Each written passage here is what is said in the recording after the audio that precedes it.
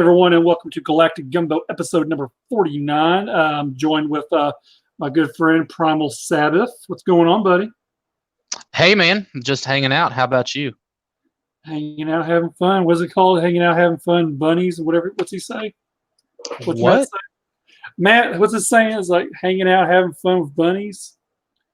He did one video. He talked about bunnies. It was Oh, something dude, very strange. you completely lost me on that. I guess I just glossed completely over that. I know about likes, prayers, shares, and Care Bears, That's it. but Care Bears. Care Bears. That's it. okay. How do you get bunnies with from Care Bears? They're all fuzzy. They're all. That's fair. So, well, it's probably going to be a short episode, probably about an hour tonight.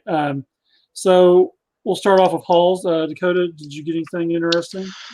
I sure did. I've had Joe from Stasis Lock. I had him pick up a few things for me after RoboCon, like during his travels. One of them was a poison bite from Beast Wars, which I haven't gotten yet, just because he couldn't fit it in the box. Tyler G won a raffle and had the raffle sent to my house. And it was all coming from Agabus. So Joe packed in a few of my things in there, and like one of them was I left a pack of camels in the room. Yeah. And so I start digging through. I'm like, okay, here's one of Tyler's things, and I'm like, oh, here's the pack of camels. So I got a pack of smokes. A good month. Yeah, they're gonna be good and stale, but you know what? I don't care, man. Those things are expensive. And they're gonna get taken care of. But I also had him. He saw a BotCon 2011 Sideswipe, and I'm in the process of getting all those figures. Now I just need like 2 Auto Troopers and a Toxitron, and then I'll have a full set. But anyway, so he found one on some weird kind of auction site. So I got it, and it's awesome because I like the G2 Deco on this animated toy. And this is probably the best animated toy that ever came out. But like in the poly bag came some of these like little finger condoms. And I call them KO collector condoms. So small. You know, it's so funny you should mention that. We were sitting in the my office at work today, and we hadn't gone through all the desks and everything from when the last guy was there, and we were getting like for some reason there was like 5 or 6 staplers, and we're putting all the staplers together, all the keys together, and the other guy's looking through the other desk. And he gets to the bottom drawer, and he just starts laughing his ass off. And I'm like, "What?" He pulled out this box of Magnums out of the. Dude, like if he left that stuff there, like that boy wasn't using that stuff, man. Like, well, for starters, man, he was selling more than coffee. That's for damn sure. Oh my god! I thought that was pretty fun. That was actually really good. So. Found a box of Magnums in this dude's desk drawer. Yeah, and the funny part was that he put them right back. Like, what do you think I can fill those things out? Oh man, that's funny. Like, dude, you could probably make some mean water balloons with them. I bet they make some awesome water balloons. I bet they do. This week has been an interesting week for me. I will. What is today? It's Friday. I'm trying to think what all I did get. I got the Rainmaker set from Target, which has an interesting story. I got the San Diego Prime, which also has an interesting story. And then I picked up a Ectotron from GameStop earlier today. Let me just double check real quick. Yeah, everything else has a tracking numbers, or they're too lazy to ship it already by now. That's what really irritates me. But anyways, everyone knows that transfer in the Rainmaker set, 3-pack Target exclusive. Some people have gotten them. Some people get told, oh, no, you got to wait till July 28th, yada, yada, yada. They're street dated, which they're not. Target has a reset, and they're just too lazy to go back there and actually get them off of a pallet, is what my understanding is. So a friend of mine goes to the one Target that has them, and he says they'll call him, which I played that BS game where, hey, we'll give you a call when we find them. They never call you. And Oh, of so course not. They just want to get you out of the store. Like that's all that really boils down to. right. And so I get off of work. I call him up and say, hey, I'm going back over there. Know what's going to happen. You can't trust Target employees. And so he meets me over there and he says, oh, now they're saying they came to us. Yeah. And then I go back there and now I'm like, look, you got this toy. Well, yeah, it's on a pallet. We can't give it out. Yeah, you can. It's not street dated. It's a for sale item. You need to give it. And it's exactly what I told her. And she's like, well, no, we're not going to. And I said, well, and I kept on and on. She called her supervisor, the department supervisor there, and pretty much told me the same thing. And I told him, I said, well, apparently you're just against making money. I mean, you got two buyers right here. You have two of them. Well, you don't know how many we have. Yeah, we do. Every Target got one case. There's two per case. We're not stupid. We might be Right. nerds. We might be nerds, but we're not stupid. Yeah, Well, you don't know what we have. Like, have you heard of Brick Sink Lady? right. So he wasn't budging. And I looked at him. I said, you know what? That's okay. I'll just call your corporate. What's your name? DJ? Okay, buddy. I'll be sure to give him your name when I call. And so of course I go to the front. I'm still a little pissed. And he says that he said he talked to another manager while he was there. She was real nice. Of course, this Zach thinks everyone's nice sometimes, and it's like that's true. Yeah. And then I'm kind of like, okay, well, let's talk to her. So she comes over there, and I explained her situation. She's like, well, no one else is going to come in here and get those yada yada yada and all this other crap. And I'm like, look, what's going to happen is someone's going to come in here and find a teenager with no morals in his life whatsoever, no meaning. More what like ambition. Let's say no ambition. He has no ambition in his life. He's getting minimum wage. He's got to deal with freaking 40-year-old men arguing about plastic toys. And so, if it was me, I'd be like, hey, here's $20. Go to the back and find it for me. I'm a grown ass man, and if I'm getting paid, and I have, while I've been a grown ass man, gotten paid minimum wage, and I could tell you that takes all my ambition right out the window. Like at that point, you're paying me for the bare essentials. You're basically paying me to breathe on your clock, and minimum wage is minimum ambition. Right. And yeah, I mean, like that's just the nuts and bolts of it. That's a totally different conversation. But yeah, continue because I've been that guy. I told the lady, I said, look, I check Brick Street all the time. Period. I said once I know when it changes from in stock to low stock, I guarantee you I'm going to be calling you, and I want to call you out on your bullshit. And she said, well, do that. She says, I want to know because she said they're not supposed to do it and everything. I'm like, okay, well, we'll see. And so at the same time this happened, there were two stores that got the Rainmakers in. And I said, I asked Zach, he was going up that direction. He said he wasn't. And I said, okay, well, that's fine. I guess we'll just get them when we get them, I guess. And so I'm like, fine. He went on and left, and I went on home. And at the time, I knew I got an email telling me that my Prime had been delivered. So I get home, look on the front porch, no package. Okay. Outside, and I said to my wife, I said, hey, where's the package that came in? She goes, what package? And I tell her, I know I had a package delivered from FedEx. And she's like, no one came to the door, no one knocked, nothing's out there. I look around all the places where he usually puts it at, nothing. So all I can think of is that the package has been stolen. I call FedEx, tell them about it. They have someone call me, ask me a couple of dumb questions. Okay, we'll call you back in another 24 hours. Okay, fine. So I called the guy who sent it to me from California that picked it up for me, told him what happened.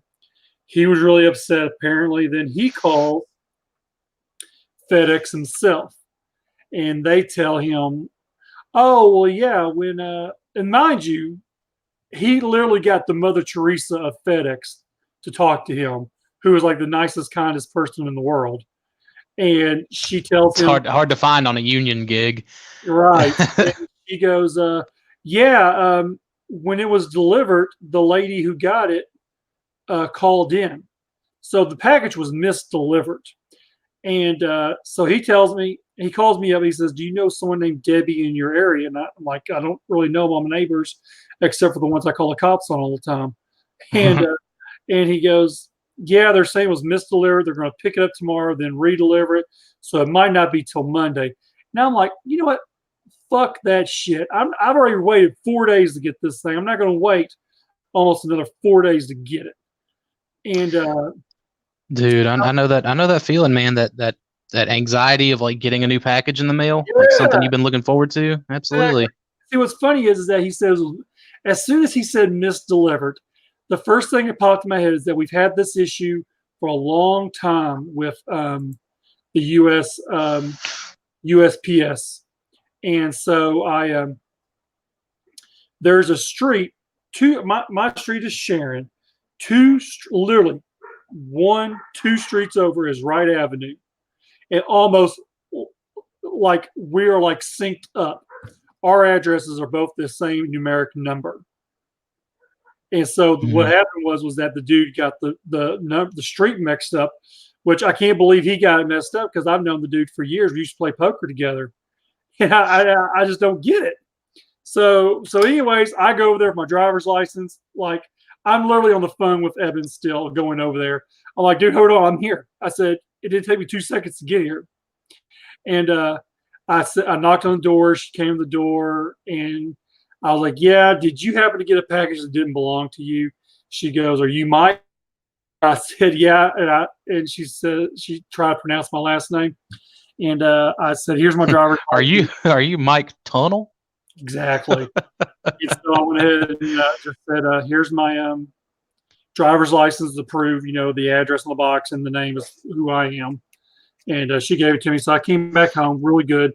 And in between before this happened, actually, Zach called me and he decided to drive all the way to Conway.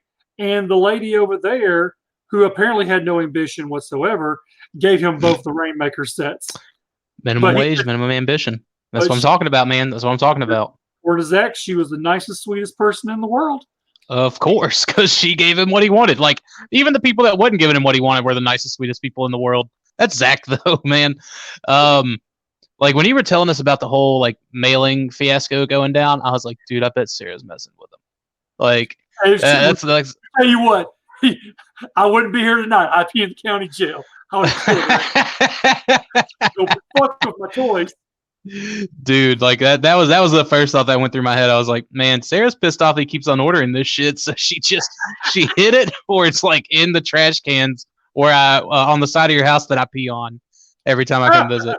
Yeah. So yeah, so those were the 2 things I got yesterday. Then I got Ectotron, and I think that's it. That's all I got. I've sold a few things, but I got that Wong in. I guess that's new.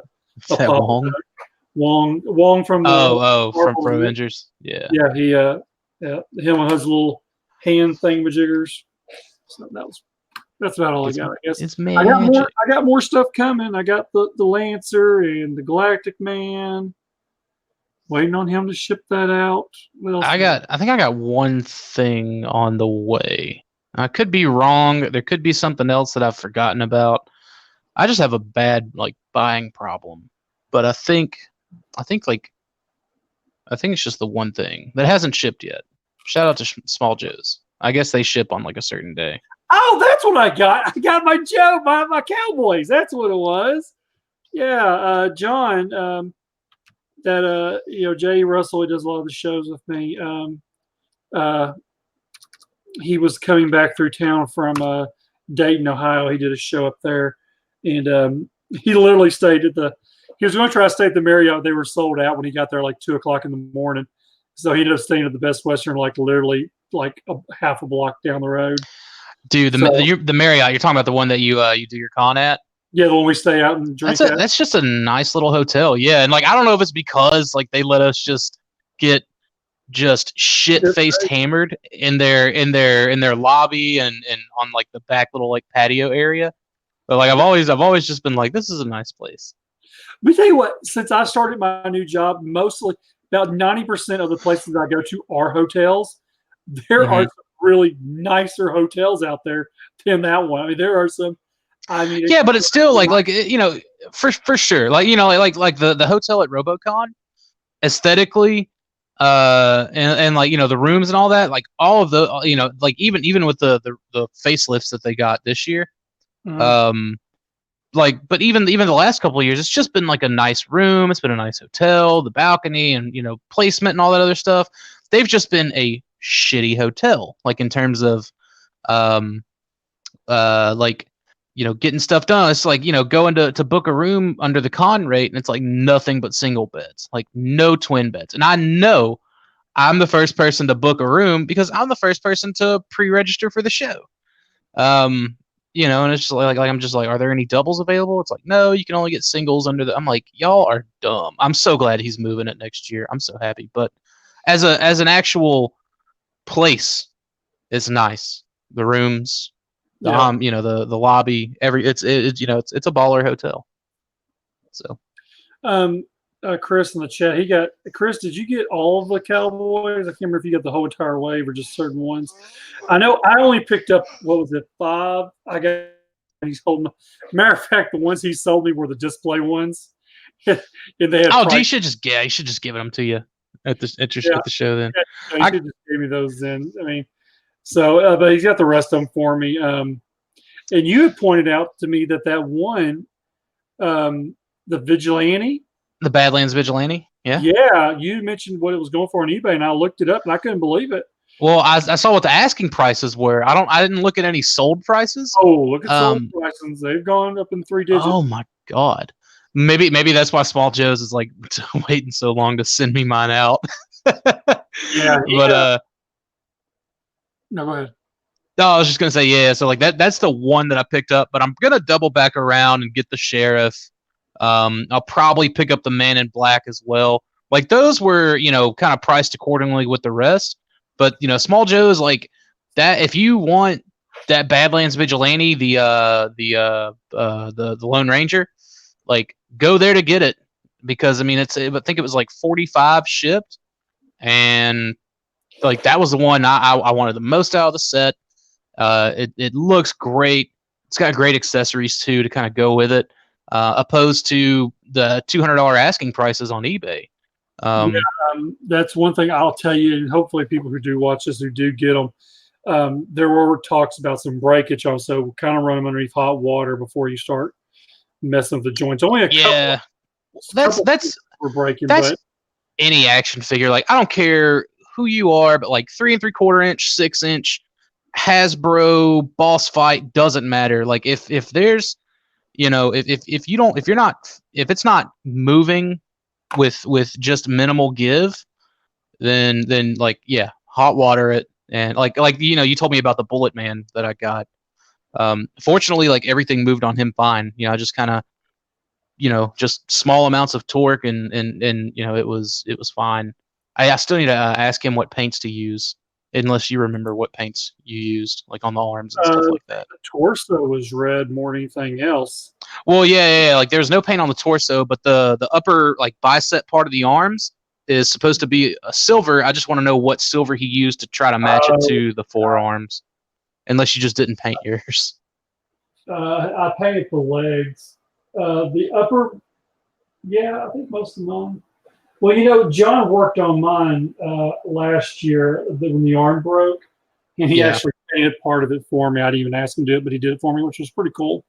Okay. They did Cool. that Yeah. for me. So Yeah. I'll ask him. Then I'll ask him what paint he used on those arms. I used a retaliation roadblock set of legs, mhm. but like they don't have the double knee in it. I think it's just the single knee. Like I was kind of looking at it last night. I haven't painted it up yet, but I do have it like on my shelf with the helmet on. Uh-huh. And I was just like, man, I think I got some more just kind of parts from Joe's. Right. I think I've got Firefly legs, so I may see how those look on him, and Gotcha. then switch them out. But So with that said, let's give a real quick shout out. Back about over a month ago, we had Brian Shear. When I see his name, I want to say like Cheryl and her she shed Cheryl, she should, yeah, from Shearer, Mike. I know talking's pretty hard for some of y'all yeah. up there in Arkansas. Yeah, well, I would think you'd be no better. You're lower than I am. Hey, bless y'all's hearts. That's all I'm gonna say, man. But anyways, yeah, he pushed it out another 30 days. It's 7 hours. It's over. It's literally like right at 400% of the 8,500 he needed. So I still got to back it tonight. A lot of stuff's been unlocked. Now on these things, when stuff's unlocked, like if so, I go in there and I jump on it, do I still get everything that's on the unlocked? I believe so. Like I don't know. I don't really do the crowdfunding thing that much, or even like the backer thing. I don't do it a whole lot. I'm usually I like to just kind of wait until stuff is out. Um, Right, some things I have backed and they just haven't gone. They haven't made it through. So it's like so I don't know. Like that's what's funny. Like I feel like most of the times when I back it, it doesn't make it. But like right, whenever he said like his was already funded when he was on the show that night, I was like, oh okay, I'll go ahead and back it then because it's gonna be funded. Takes my money right now. Like let's go. Let's get it out the way. right. And So I don't know. Like I'm looking forward to the surprise though. Like I'm not even gonna ask any questions. I ordered the Milne cover variant. right, Um, which was and I'm looking. unlocked at $15,000 stretch gold. So you can either get the variant, the regular, or you can actually get both. Yeah, and then there's like a crazy all in that comes with like some original page artwork and like I think a personalized drawing and stuff like that. Like just a bunch of cool stuff. Yeah, and Um, and it's a 20,000 sketch goal. Trading cards were unlocked. 25 was fan art section was unlocked. Then he mhm. got to 30, which is this Thunder Punch blockheads. Yeah, like a little figurine statuette sort of thing. Kind of like a I don't pop. know too much about them, but like it's just a little neat thing to put on the shelf. Yeah. So I Uh, mean, he's done very well with this. Dude, I hope a So, company gets with him like ASAP on getting that design because I'd buy that action figure for sure. right, the toy, yeah. Yeah, oh yeah, and like that's something I want to talk about. Like seeing so like that dude was willing to do that book and get it out for $8,500 for whatever backers in his time and materials and all that other stuff, and it's right under the $34,000 threshold, which is nuts. That's like that's crazy, but like that goes to show like how thirsty people are for a new property and new content and Hmm. just new stuff in general. Like yeah, the old nostalgia stuff is great, but like you know there's a market for it. There's a market to do something new. Like I don't think there's been anything properly new that's like that in a long, long time. Comics, toys, cartoons, you name it. Like it's just been a long time since that creative boom of the 90s and early 2000s. Right. So I hope that inspires other creators out there to hop to it. And like that's like the same thing with the Unrustable Bastards. And like I know that that's pretty much a screwed up thing now because of Spence and factories and all that other stuff. But like as just a toy line with no ties to it, got backed. A comic book for it got backed. Mhm. Just a totally new, crazy, out of left field property and product. So there's man, it's out there. There's room for it. Right, exactly. So Dalton seems to think that the blockhead is a papercraft thing. I don't know. I didn't really That's look. fine. I do those little metal monuments. Well, I've done a couple of them, I should say, and they come on like a little, you know, like folded metal sheet, and you just kind of clip the little pieces out, and you tab them, like you kind of tab it all together, and like some stuff you have to bend at a certain angle. It's like a model. It's like a flat model kit, and it is kind of like that paper folding stuff. Right. But it makes like a pretty cool finished thing at the end. So it's awesome. I'm fine with that either way. So let's see where we're going to talk. You wanted to talk about the Marvel Cinematic Universe. I guess Yeah, we're man. talking more about Phase 4 is what we're going to talk about. Right. We're looking at reveals and like steadily. Some of the deleted scenes have been kind of being uh pumped out on like YouTube through YouTube certain YouTube channels and stuff like that. So Like, because I know the in-game DVD is soon to release, sometime next month, isn't it? Right, but the digital hits Tuesday, which should give you all that as well, which is what I have. But Ah, then man, like, I'll still pick up the hard copy 2 weeks from that. So it's 2 weeks yeah, after digital comes out is when that happens. yeah, okay. See, I cannot stand the like I'm such a picky traditional bitch when it comes to media intake. Mhm. Comics and movies specific, like games I've kind of let slide because like games it's just super easy to um I'm gonna take credit for that here in a minute. Yep. Um, Games it's super easy for me to just kind of buy digital because I can delete them and then I can re-download them and delete them and go to something else. And what if I want to go back to this? So it's easier. But what if, for whatever reason, movies and comics I gotta have hard copies to ingest them. And even if I am getting a hard copy, I just can't do the digital thing. Now I can do the digital thing if they're not released yet. Like just whilst I'm waiting. But yeah, so um,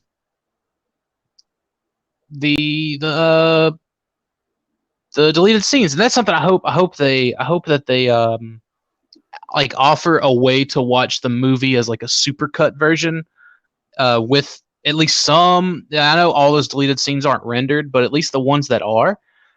Because like the one we're looking at now was I took this screen grab from it was a deleted scene of like the all the heroes like taking a knee for Tony Stark, and like honestly I think it should have been in the movie because like Oh yeah.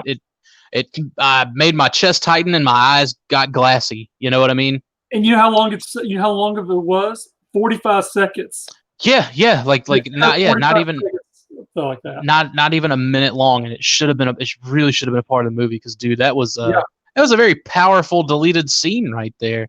And you know, Mhm. it started just with like Hawkeye taking a knee, and then T'Challa, and then Carol, and you Where know, she like belongs on her knees. yeah, just it just all everyone started, you know, just kind of like taking a knee for a sacrifice. And I was like, oh, dude, that would have had me crying like a little girl. Like I held it together in the theater during Endgame, but if that would have happened like in the theater, I'd have been like freaking waterworks, man.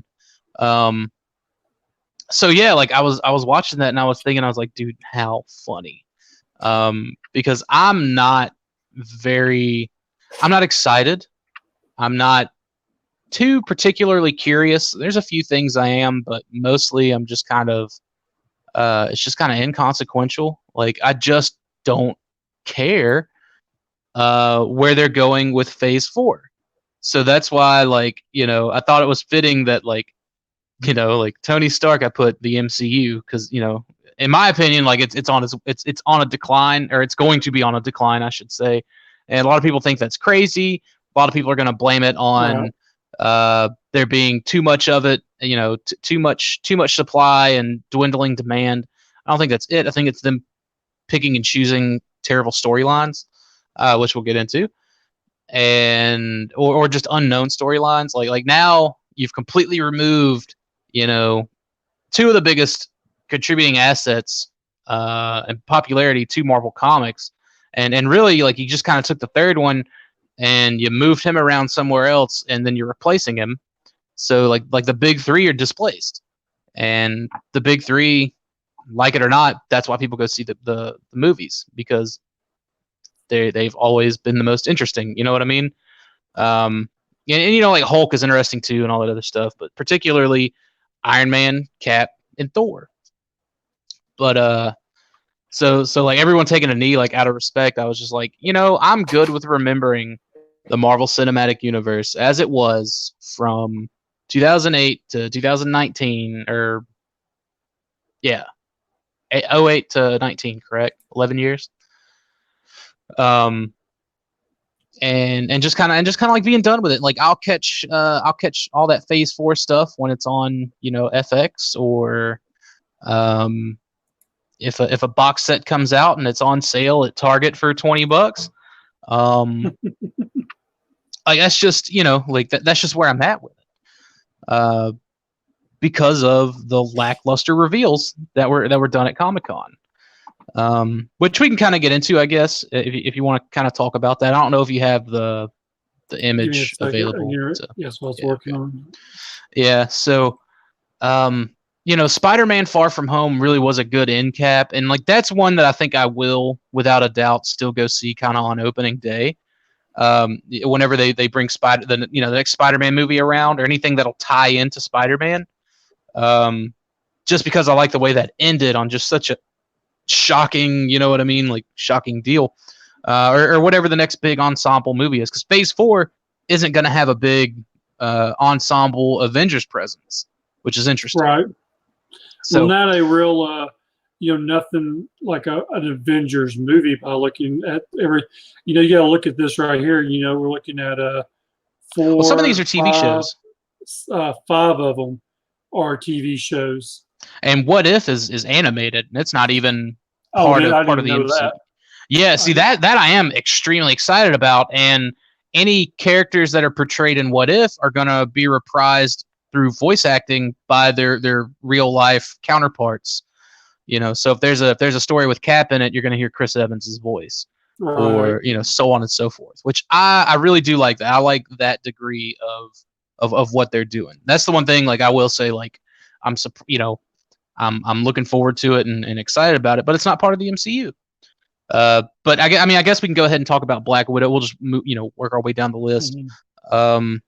If you want to kind of shoot from the hip with that, by all means. That one. I mean, the story on this is that it takes place after the events of Civil War See, that's and like leading up to what the Avengers, which would be in her get at. so it's gonna be Is events. my understanding, but of course, Dark Avengers was Harry Osborn. Right? Are you there? So it picks up where Civil War ended for her. Okay. So it picks up where Civil War ended.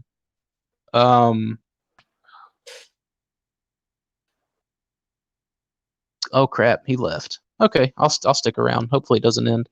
Can you hear me? So pick. I can hear you now. Okay, Oh, you're cutting out, I bud. don't know what is the issue. Oh my god. All right. All right. Okay, we'll figure it out. So I mean, I guess I'll talk on it. Black Widow. Okay, so it taking place after Civil War, like that's. I feel like that's been an issue. Maybe issue isn't the right word, but like the Marvel Cinematic Universe has been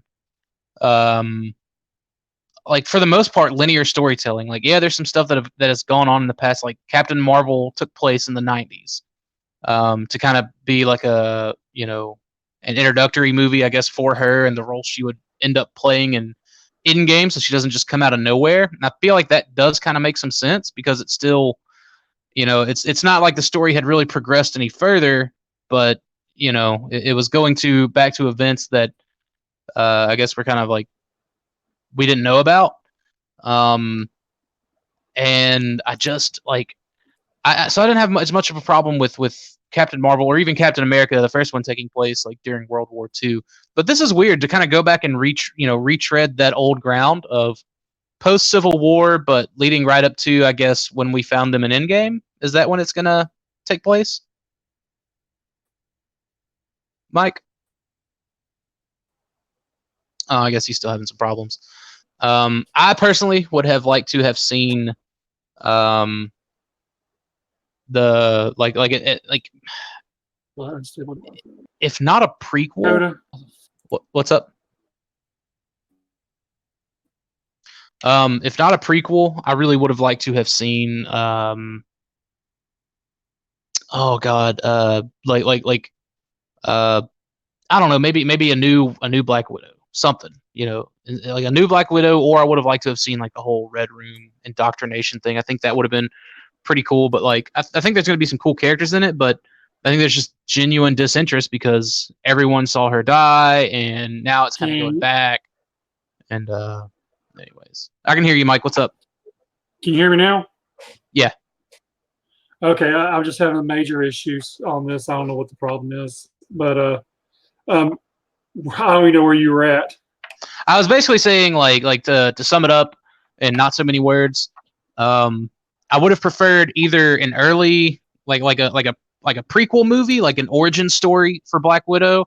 You know, talking Right. about her time in the red room and how Fury came to find her and the whole thing like her and Clint's relationship. Opposed to something that just takes place from Civil War to to Infinity War, like just to kind of go back and retread that, and like we've already seen her death, or I would have liked to have seen just the new, like I know there's a Black Widow 2, like from the books and stuff like that. Like if they would have just at the very least introduced her or something. That's essentially where I'm at with it. I mean, right now it just seems redundant. She's gone. I don't think they'll ever explore a Soul Stone world or a Soul world to bring her, or even what would I think end up being old Gamora. Um, bringing them back. I don't think they'll do that. I don't think they're even going to bring Lady Death into the MCU either. So I just don't see, I don't see the point of Black Widow. Like the time for her or for her movie would have definitely been in Phase 3, in my opinion. But And well, they're throwing out a new villain. They're throwing out Taskmaster in this movie. yeah, and like that's another one, man. Like Taskmaster, I felt was always a better villain for Cap. Yeah, Because of the shield and just like Cap, you know what I mean? Like, um, I don't know, man. Yeah, I'm glad, but I mean, I'm glad they're introducing Taskmaster. Don't get me wrong. Just it's to kind of be the opening movie of your Phase 4. Going forward without the big three. Um, hmm it's cool, but like honestly, I feel like the Black Widow movie should have replaced the Captain Marvel movie. I feel like Captain Marvel should have been the opener for Phase 4. Um, to me, that would have made the most sense just looking at it in terms of story, because like you would have had Black Widow come out before Endgame. It would have explained, would have kind of shown some things that happened uh, prior to in Infinity War. Um, like the premise of the movie as it is now. You probably could have had Chris Evans in on it again to fight with Taskmaster. It just would have made more sense, dude. I don't know. And then you would have opened Phase 4 with Captain Marvel, which would have made all the sense, because what's this mysterious like omnipresence, powerful space chick that just rescued Tony Stark? I mean, like obviously anyone with a Google is gonna know who Captain Marvel is, but we would have then gotten her kind of origin story as like the first movie for Phase 4, similar to how we got Tony Stark's origin story for Phase 1 as the right. first. I think that would have flowed a lot better. But Yeah. So yeah.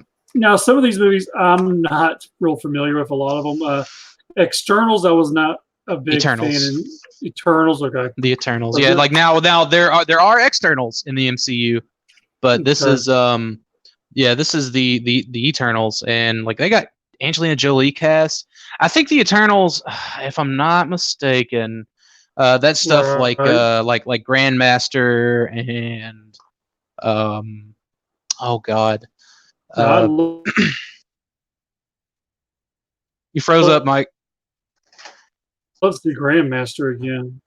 Okay, yeah, Grandmaster and the Collector, like those guys. I think those guys are Eternals. So that one, I think I'll go see. Uh, maybe I don't know, maybe a couple of weeks after it's out, and there's going to be like an empty theater for it or something like that. I think that's when I'll check out Eternals. Right now, I think it's cool. I think it's cool. They're kind of going way back and exploring some more of that space and cosmic entities of the Marvel cinema, of just the Marvel universe in general. So, Can you hear me now?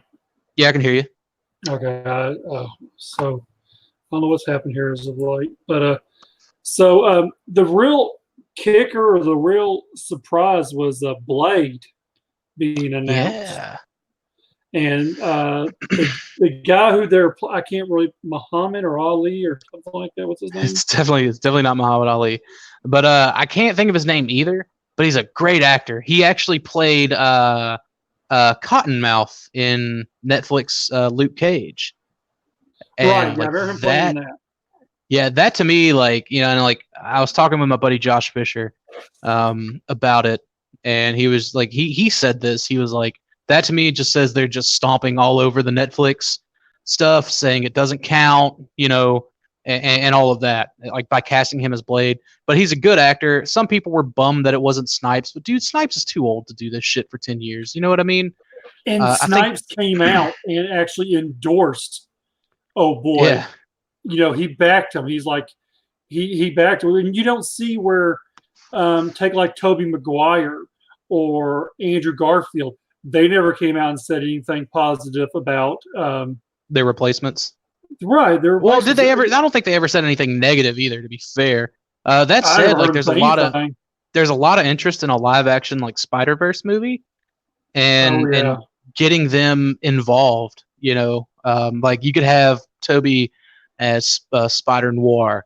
You could have Andrew Garfield as like Ultimate Spider Man, and then Tom Holland still plays the main Marvel Cinematic Universe Spider Man. Then that'd be a great time to cast Miles Morales as well. Mhm. But kind of going back to Blade, the only thing that I'm kind of weary about is it's going to have a PG-13 rating, and dude, that ain't Blade.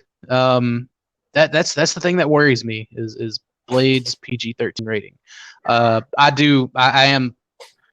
I have full faith in the actor choice. Again, he's a great actor, and I think he can play that that role pretty well. Like I can just imagine him, you know, calling him a fang head or something like that. You know what I mean? Like I think Right, I think that'll be, you know, I think it'll be good, but I don't think it'll be as good as it could be with an R rating. right. Loki, which is going to be on the Disney Plus or streaming service they're going to have. I think my understanding this is going to be picking up on the events of Endgame from when he disappears from 2012. I like that. I like that a lot because that Oh was one of yeah, the absolutely. burning questions. And Tom Hiddleston is reprising his role. And Loki's just an interesting character in general in Marvel Comics, and he has been in the MCU. He's been a mainstay. Um, so that I am actually like I'm more excited for some of this Disney Plus stuff than I am for the stuff that's gonna be making them the big bucks. The At the Disney movies. Plus stuff is like really kicking these movies' asses, in my opinion. You It really know, is, dude. Like, and that's the thing. Like, so far, Loki again is part of that Infinity Saga role. I think it's less Phase 4 and still more phases 1 through 3. right? And from what I So, understood from the pictures I've seen, it looks like the time period he was in was like the 1970s or something like that. So there's no telling huh? what it's going to be. I know it's not slated till is it the fall of 2020? That's Yeah. one of the So, problems with some of these streaming services that they're not going to be coming out anytime soon. They're just now well, I getting think ready to all start of this. filming. Yeah, I think all of this is between 2020 and 2022. Yeah, which kind of So, stinks. which I mean, it's like you know 5 months from now. So, Yeah, yeah. Then there's a which was announced at San Diego Comic Con, which was a Hawkeye, and from the silhouette pictures I've seen, it looks Kate like Bishop. is it Kate Bishop? Okay. Yeah, it's gonna be Kate Bishop. I think Jeremy Renner is gonna be in it. Yes, he is. Um, to kind of like pass the mantle down. I never had a problem with Kate Bishop, Hawkeye. I never found it interesting enough to read. And we're gonna get a little more into this when we get to Thor, but I felt like it's just like that like this era that they're going for in the Marvel Cinematic Universe. They're definitely playing catch up to where the books are, and that era of books, the all new, all different Marvel, where they really just started switching folks around and Hmm. really started tokenizing a lot of these characters, wasn't a great time for the books. sales kind of declined. Like there was a lot of outrage, and I wouldn't necessarily explain what I have as outrage. Just the same feeling that I had when the books did it, just disinterest.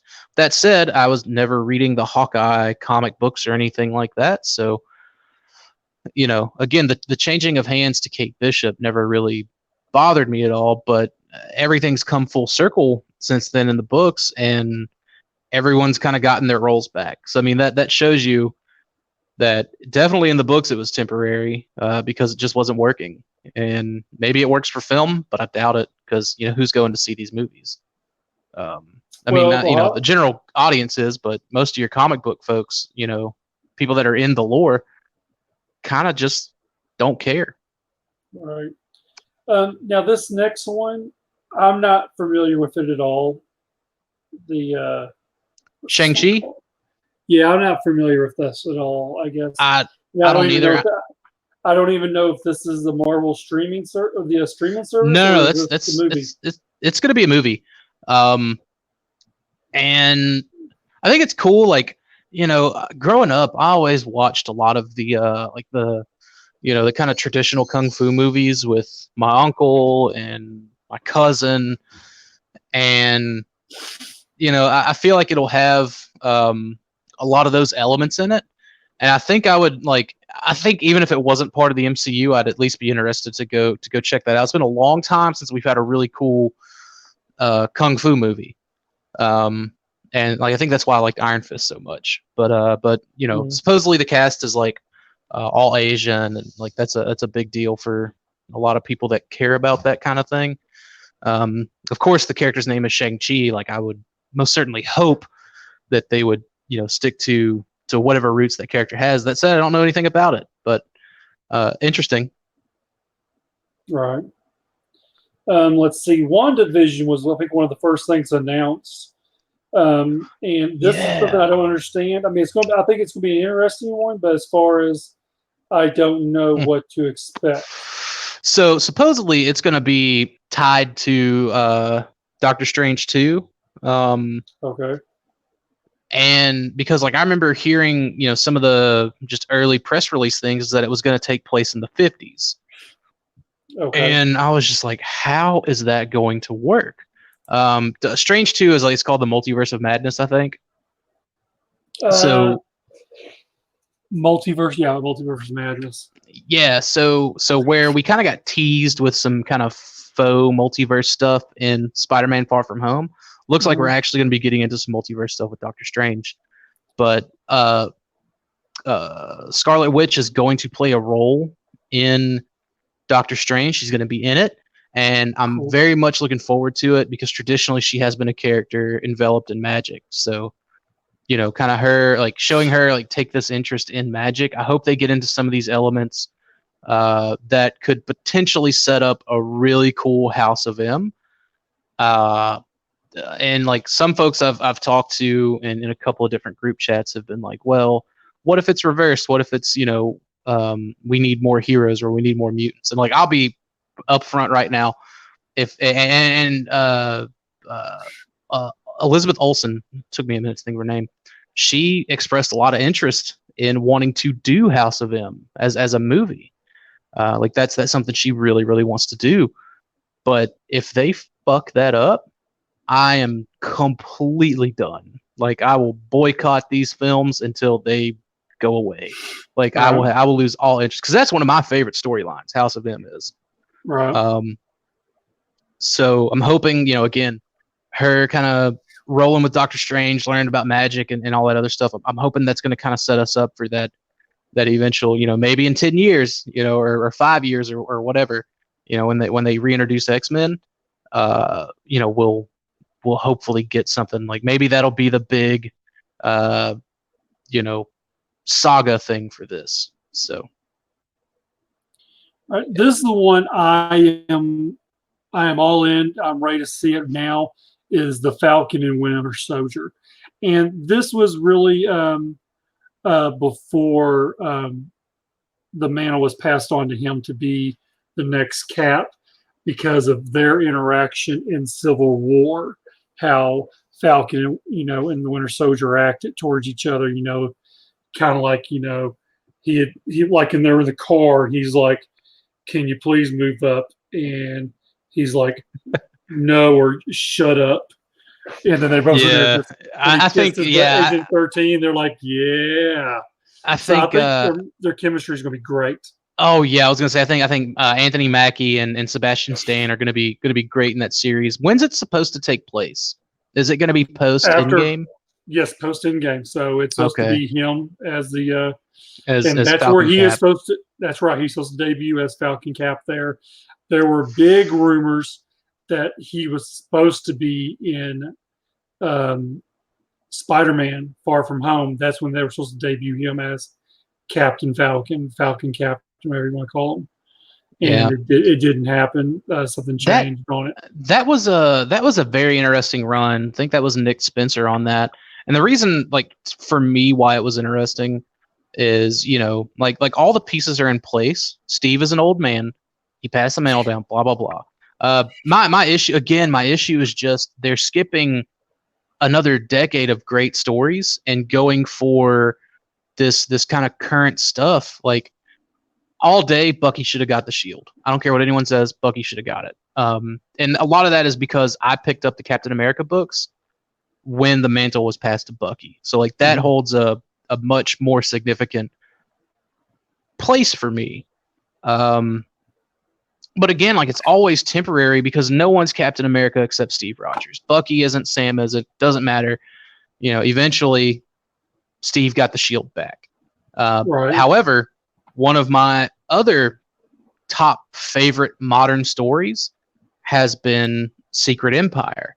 Mm-hmm. And I think it'd be cool if we see old man Steve Rogers kind of show up, giving Sam some advice and this and that, because Sam fucks up a little bit in the books, and eventually we get to stand off at Pleasant Hill, which was just again like it just set up so many good things. But that's where Steve became young again, and I think that'd be perfect for a recast moment to recast Steve Rogers, and that's where we got Hydra Cap, and I know they kind of like tease a little bit of that in Endgame with the whole Hail Hydra thing. Oh yeah, that was awesome when he did. But that was like that. Steve Rogers Captain America was one of my favorite books, and that was kind of going on at the same time as Sam Wilson Captain America. Again, like all of that was Nick Spencer, and the whole Secret Empire thing was Nick Spencer, and that's something I really want to see represented in movie form, and that may be where we're headed. I don't know, but to get there, I think we would need Civil War II, but we don't have Tony Stark anymore, so Tony Stark and Carol Danvers can't butt heads. So I'm kind of bummed about it. Right. Now, what if we were talking earlier about this, where it's going to be a comic or a kind of like cartoon animated series, which I'm not aware of. So yeah, not a whole lot. Like some folks reported seeing like you can like zoom in on the logo and see like the Marvel Zombies in there. I'm hoping that it's just a series of one shots. Like there were a lot of what ifs storylines. So like Marvel Zombies was one of them. I think that would be smart, just given how popular Walking Dead still is. Well, even if not, the Marvel the Marvel Zombies series was, I mean, huge. I remember how huge it was. I had a comic book shop at the time. I mean, people were loving that stuff. I remember Magneto played a pretty important role in that too. So we could kind of see the first sort of mutant debut if they do decide to do that. It wouldn't be cartoon form, yeah, but that would still be enough to just get me pumped and animated about it, so to speak. But what I'm really hoping that they do for the what if is I hope they do Fear itself. If no one knows about that story, definitely go give it. It's where anything and everything that could have gone wrong went horribly wrong in the MCU. Like one of the things was like Professor Xavier and Kingpin were like in cahoots. And I think Professor Xavier was like the president or something like that. So he was using his powers for bad. Right. And he had Kingpin as a financial backer. Most like mutants were jailed up, and like Quicksilver, his powers, like he couldn't regulate him, so his arms and his legs essentially like vibrated off of his body. So he's armless and legless in a prison cell. Magneto couldn't control his powers, and he doesn't control metal, he controls magnetism. He's a master of magnetism. So he had to wear this regulator on him, and he was like at an airport or something like that, and something happened and it ended up getting ripped off of him, and he just pulled in like a large diameter of metal all around him and ended up killing him and several people in the process. Just a crazy story, and like that's one of my more favorites. I guess I don't know if it was titled What If, but Fear itself was a really dark and really good storyline, and I hope to see that. That's what I'm really hoping for. I doubt it, but I hope. Oh, I got you. The next one is Doctor Strange mystery, or what is that again? Multiverse of Madness. Yeah, Multiverse of Madness. I'm glad to see it. I did not go see the first Doctor Strange movie because I wasn't really keen on it. But after seeing it, I kind of regret not seeing it in theaters now. I think his character I like his character. Because at first I didn't like the actor. But I think Benedict Cumberbatch. Right, but I really like the actor now. I think he did an extremely good job of the character. He makes Doctor Strange the dick. Period. He really does, and like I had no clue who Benedict Cumberbatch was, and whenever I saw Doctor Strange, I was like, holy shit, this is good. He's just got that swagger. You know what I mean? Yep. But we'd kind of already talked about it. Wanda, Scarlet Witch, she's going to be in it, and I think that's probably the one MCU movie proper I'm definitely looking forward to. Up until you get to Thor: Love and Power, that Doctor Strange looks like that is the centerpiece of Phase 4. It really does. It really does. That one. Now, Thor: Love and Power, I am really glad that Chris Hemsworth is coming back. I think he does a tremendous job of Thor. He wants to do it. He wants to continue doing it. Let the dude do as many as you'll let him do. He'll do it. Right. Yeah, because Robert Downey Jr., he wanted to bow out. Chris Evans, he was ready to bow out. Right. But Chris Hemsworth is just like, no, let me do it until I can stop, until I just can't anymore. And that's good when you've got an actor that just loves the role that much and is willing to essentially make that, because I get Robert Downey Jr. He didn't want to be remembered forever as Tony Stark, but hate to break it to you, it's just what you're going to be remembered for. Okay, he says that now.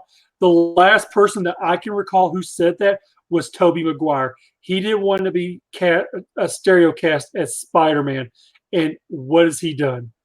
Yeah, you don't remember Tobey Maguire for anything else. Honestly, we would have remembered him if he played in Brokeback Mountain, maybe. But he did some crazy shit. I think he bought the Macross or Robotech rights or something like that to make a movie. Really? Yeah, because he was a big fan of it. This was years ago. Well, they didn't pan out.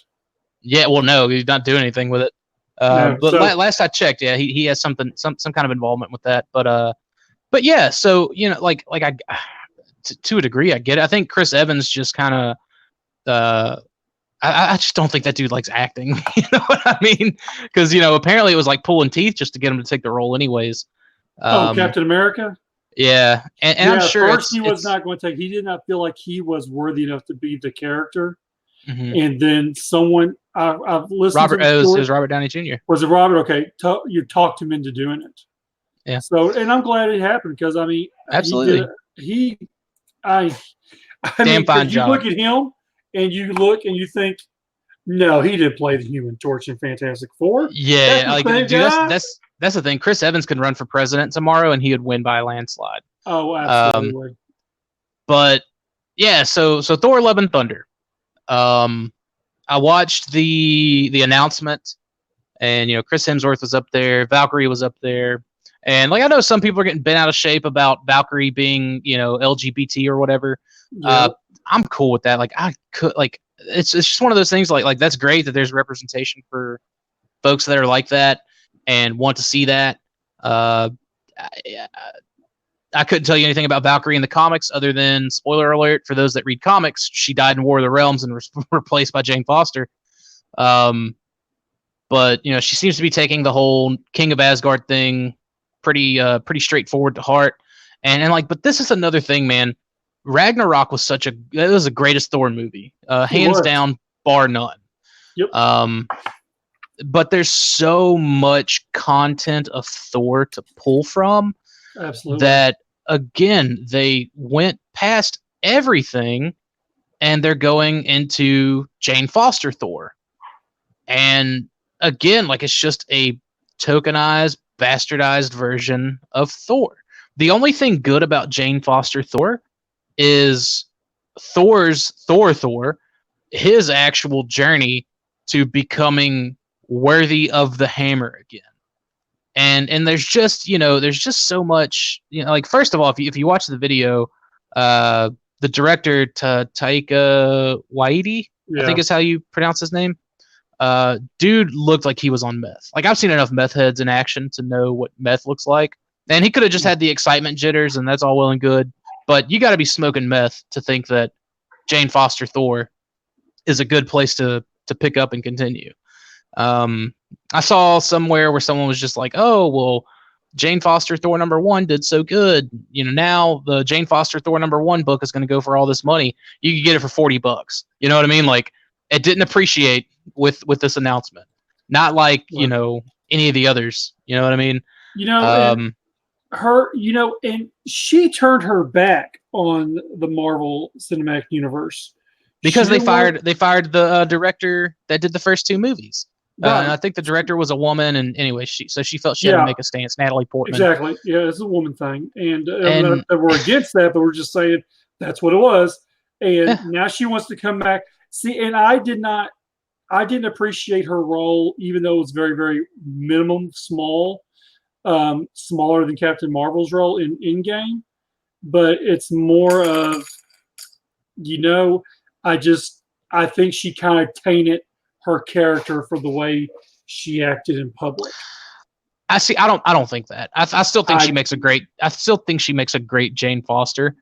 But like, here's my issue with it. So Mjolnir is lying in pieces somewhere in, Iceland or whatever. Mm-hmm.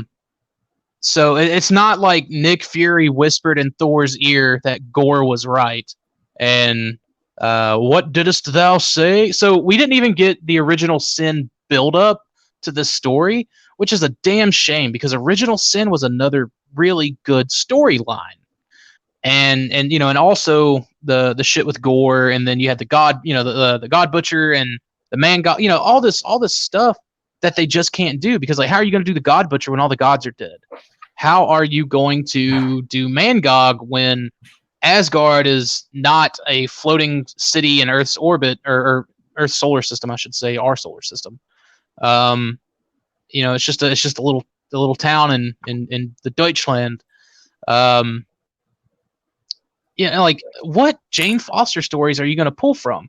Like I said, the only thing that was great about Jane Foster Thor was the character building that Thor got on his journey back to becoming worthy, and getting the hammer, like the Odinson miniseries that came out during that time when he went to go get Ultimate Thor's hammer, and then he gets on it and it's lightning all around. He grabs it, and then before he picks it up, he lets it go, and he's like, "This isn't my hammer." And he turns around.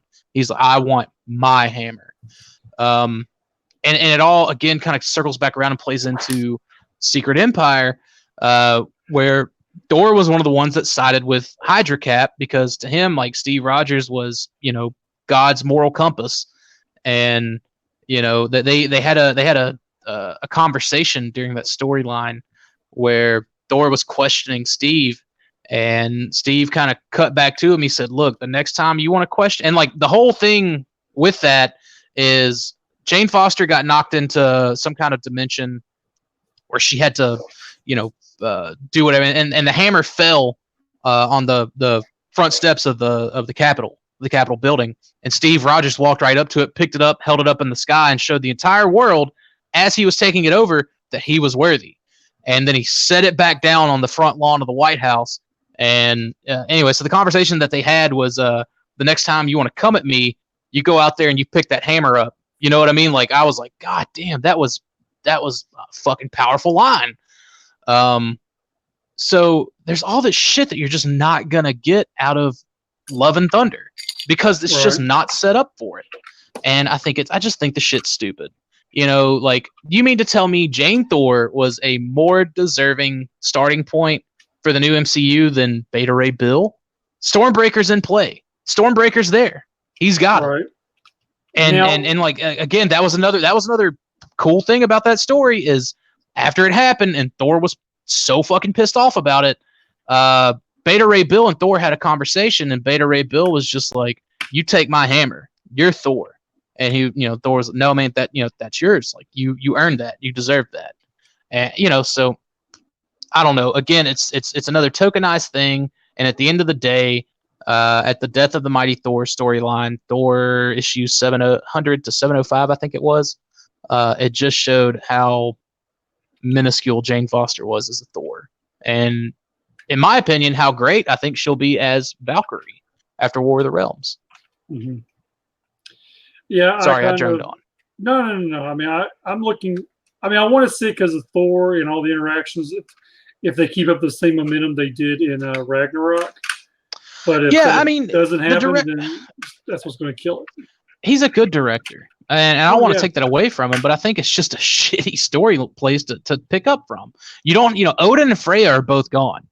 Mm-hmm. So you don't have that interaction whenever Jane Foster picked the hammer up, and Odin was just like, "You're not Thor," and like the one stupid part of that story was whenever Thor said, "You're Thor now." Like, it's not a mantle, it's a fucking name. I think Jason Aaron just like lost a bet, and or he wanted to prove a bet, and that's where that story came from. Yeah. But like just the interactions between Odin, Freya, and Jane Foster. With Odin essentially rejecting it all entirely, Odin and Freya kind of having a bit of a falling out, and then they like rename Asgard to Asgardia and whatever, and then I think Lady Jane ends up becoming the All Mother. And anyway, now she's Valkyrie, and I think that's awesome. I think that's a very fitting role to make Jane Foster Valkyrie. And like, where the fuck is Lady Sif? Like, Lady Sif has been another like thing that's just kind of been tossed to the wayside as a really cool female character in the just the Marvel universe in general. Like, I think she was Thor's love interest for a long time too. Yes. But she also like held her own as her own individual person. Where Jane Foster has always just been remembered as Thor's human fuck buddy. So, dude, like, I'm not gonna go see it. Like, I just have zero interest in it. Now, here's what's going to throw it all off: is that at the end of Endgame, spoiler if you haven't seen, because apparently there's people who still hadn't seen it. Thor leaves with the Guardians of the Galaxy. Yes. And to my understanding, is Guardians of the Galaxy 3 will have Thor in it. So, yes. And I read parts of it, but I haven't read it all. Maybe you have. What is the time frame? What is the timeline like? So, I mean, Thor, is this picking up after the events of Guardians 3? I would think this is picking up after the events of Guardians 3. Guardians 3 is clearly going to be a Phase 5 movie. But like that's another thing. Guardians 1 and 2 took place, in 2015, like despite where they came out during the release of the movies, because they were such a separated story and it was able to work. But I mean, so you're going to have a storyline pick up. And I'm trying to think, like, throughout all the stuff that we're seeing here in Phase 4, unless the Loki series happen. Well, no, that's because that's going to be picking up in 2012. Unless the Eternals is something that's modern day, which I don't think it is either. I just don't see where they're going to weave that in with Thor: Love and Thunder. I just don't. This is what I don't understand is they should have pushed Thor: Love and Thunder away, and because it's more the point of now you're going to screw up. I mean, because I'm going to go see Thor knowing that it's after Guardians 3 that hasn't even come out yet. Right. That's and supposedly, like Adam Warlock is going to be introduced in Guardians 3 too. So like that makes me wonder, like what kind of stuff's going to happen in Guardians of the Galaxy 3. Right. But like again, like it's just so discombobulated, man. This whole Phase 4 thing, it's just like there's maybe once everything's released, it'll all make more sense. But as we're seeing it now, it doesn't. It just doesn't. Like, it doesn't. Nothing flows. It's a poor point of storytelling to pick up in, and I wish them the best, but I'm out. Like, it's like my good buddy Dustmite said, this is phase out for me. So Phase out. I mean, now, granted, I mean, except honestly for this Shun Cow or whatever, I have no interest in seeing any of. I don't have any intentions in seeing that. The rest of them, I'll probably go see. yeah, So that's just me. I'll check them out at the tail end of 2022. Now, I mean, I at my might not leisure. go. I might not go see them 7, 8 times like I did in game, but I'll at least go see it one time. So, Dude, shout out to Endgame for surpassing Avatar and kicking no James Cameron in the shit. nuts. I'm so fucking glad that happened, man. I was like, and I might actually go see it again. I'm thinking about going to see it Sunday before I get it on digital on Tuesday. Yeah. So yeah, that's crazy. It's still in theaters. Yeah. It's not the one by my house, but the one in Little Rock. The other one I usually go to, it's playing at that one. So I know we were going to talk about comics. I think we're going to skip that tonight because I don't want to. Go ahead. Yeah. Well, I was going to say, like, it's nothing. It's nothing much. And that's kind of, I guess, the problem with it. I hate what I hate what Comic-Con has become, man.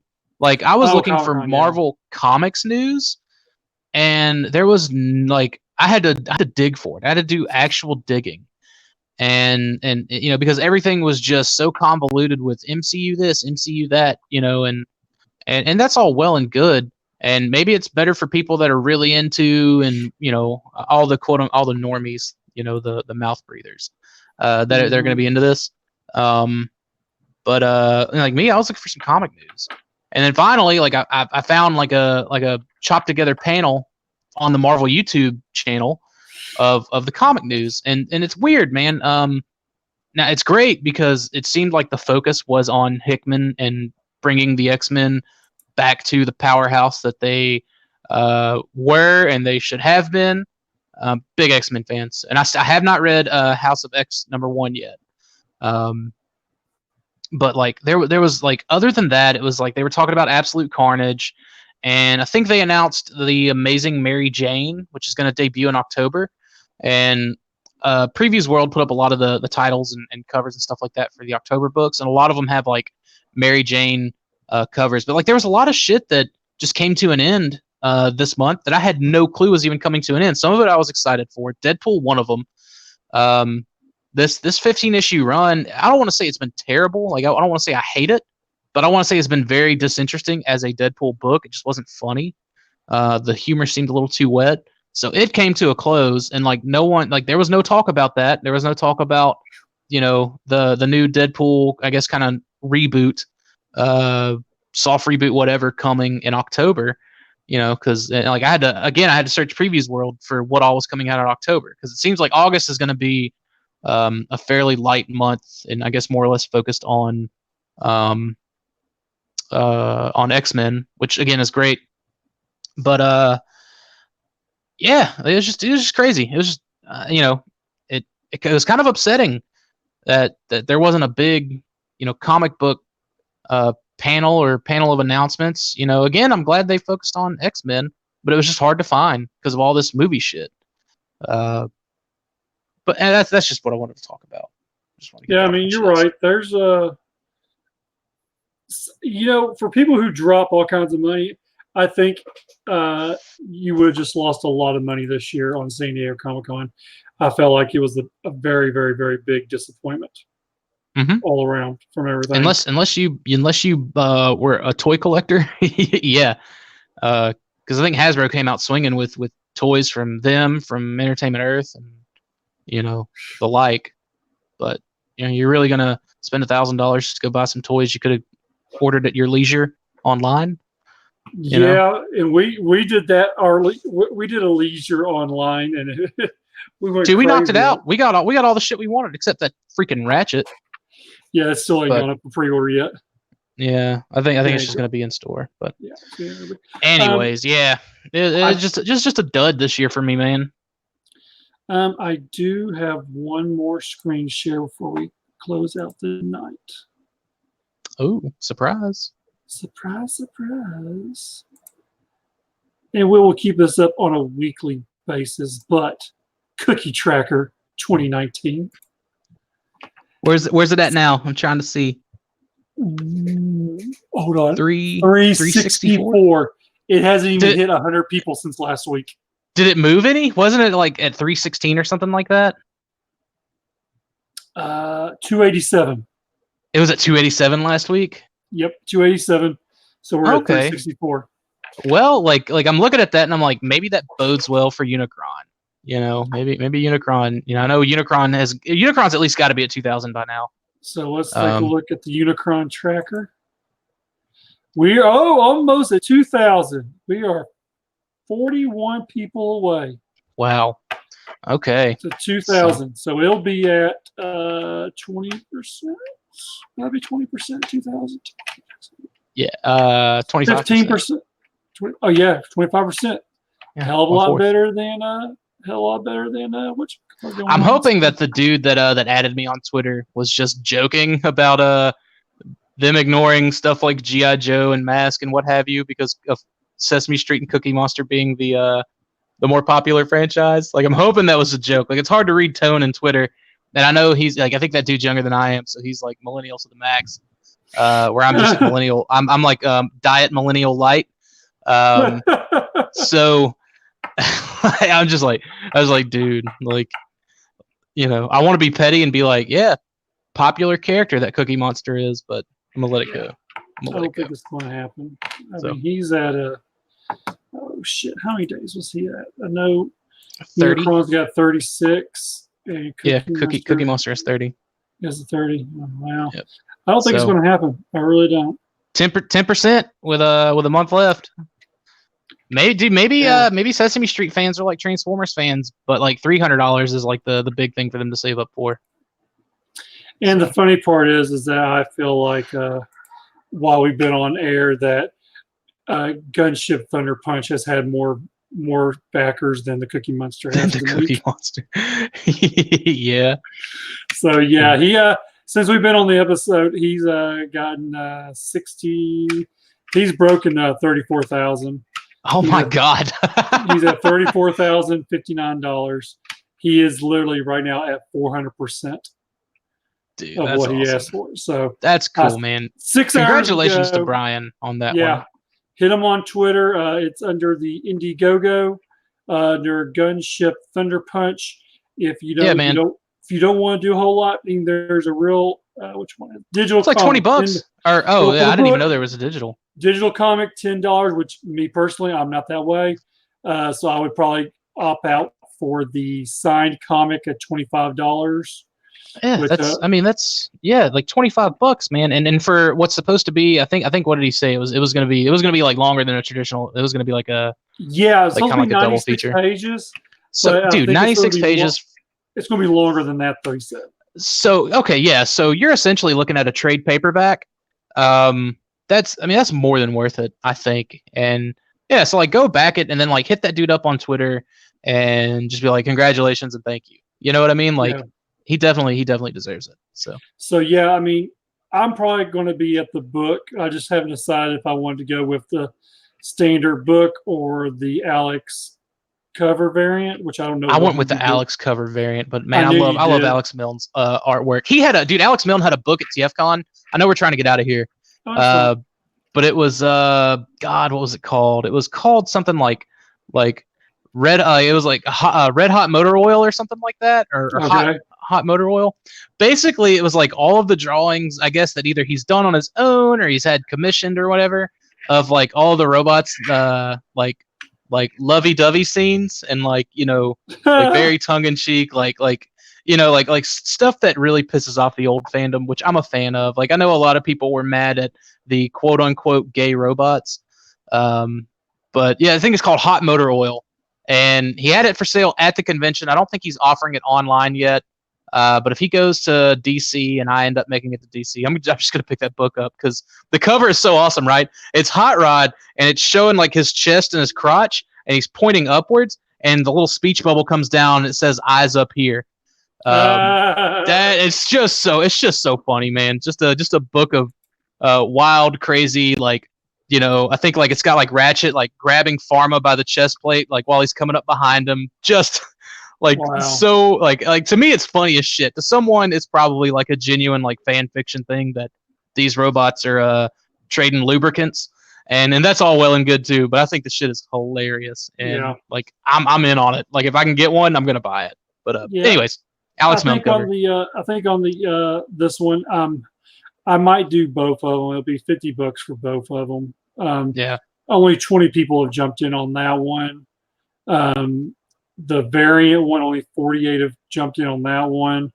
So you're looking at least 48, 68. Just 68 people wanting the variant cover book. Yeah. If I'm looking at all these correctly. So hey, more power to us. I know whenever I backed it, the cover had not been revealed yet. So again, I love a good surprise. It still hasn't. I don't think it will be until you actually get that works for me. I'm about it. Yeah. So if you get a chance, go over there. You got 6 hours to go, and fund the Indiegogo. Help them get to 35,000 buckaroos. Almost there. Something else. Tomorrow night I'll be doing Just Our G.I. Joe show. We will have Bobby Valla back on. A little one-on-one scene.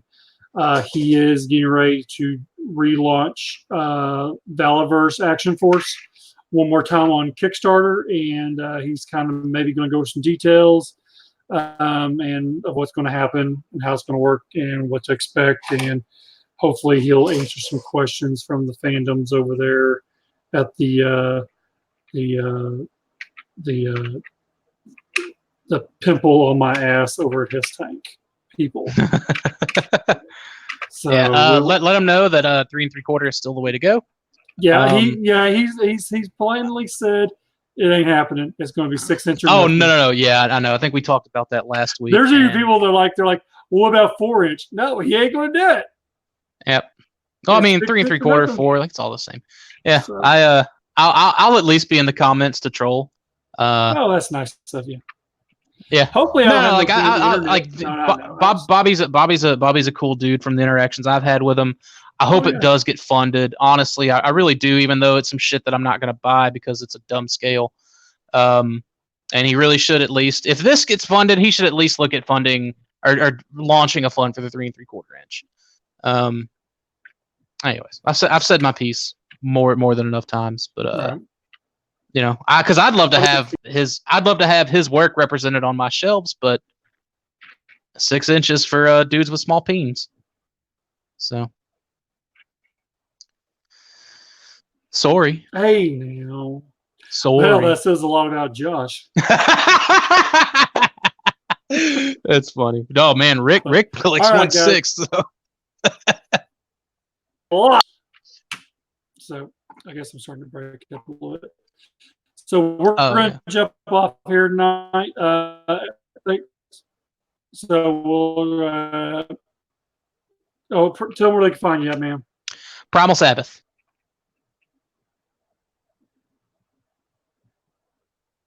You can find me everywhere as Angry Mike. Thanks for watching.